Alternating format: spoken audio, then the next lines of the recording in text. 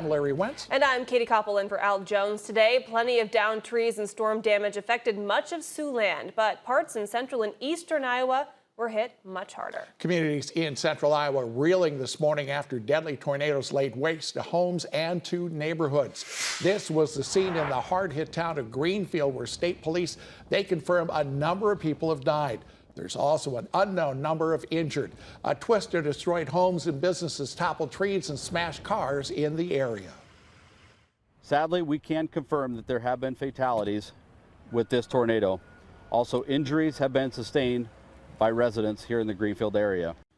That town now blocked off from non-residents to allow emergency responders to continue the recovery efforts. Now, curfew also set for residents from 10 p.m. until 7 a.m. for the foreseeable future. Now, this is drone footage of the devastation in Greenfield, a path of destruction carved right through the town to 2600. Again, the Iowa State Patrol says there are multiple fatalities following the powerful tornado. Only one is confirmed at this time, according to the Adams County Sheriff's Office. This is one of the tornadoes that was seen in central Iowa near Corning yesterday. You can see the wind picking up heavily. Now, thankfully, this looks to be in a rather rural area rather than neighborhoods like Greenfield. Governor Kim Reynolds and several other officials held a news briefing this morning from Greenfield. That community again ravaged by a tornado yesterday. Governor Reynolds visited Greenfield this morning. She commended first responders in and around Greenfield who helped rescue those trapped and injured in the twister. You can see from the damage on your screen, very little was spared. You know, it's just been a month out since Minden and Shelby County and the tornadoes that hit our state at that point.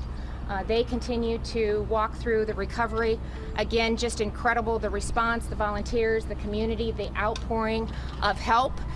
Governor Reynolds has issued a disaster proclamation for the Greenfield area to help bring state resources to that community. She also plans to ask for a presidential declaration from President Biden for federal assistance. Now, amid the tragedy in Greenfield, one ray of hope, a family reunited after the storm. The Masker family's home was destroyed by that tornado that tore through Greenfield, but when the winds died down and the storm passed, there was one member of the family unaccounted for, the family's dog, Luna. The missing pup eventually tracked down and reunited with her owners, and as you can see there on the screen, a very emotional moment. Walk us through what's going through your head right now. I'm just thanking Jesus that we're all here. And my last thing was I knew my daughter was okay. She was at daycare, and all my family and friends who live right here were all okay. But the dog wasn't here.